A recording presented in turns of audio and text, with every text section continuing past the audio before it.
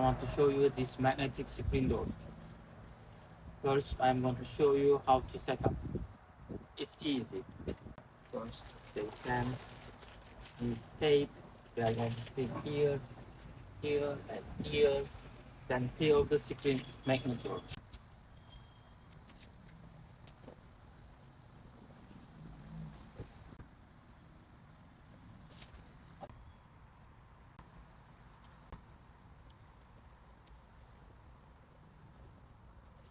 This side is ready. Now the next one, outside.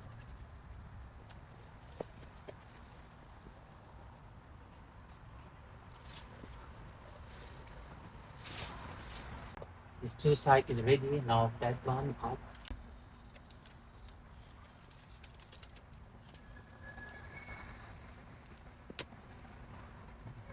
Up, and this side is ready. Now after that we are going to put our magnetic screen door.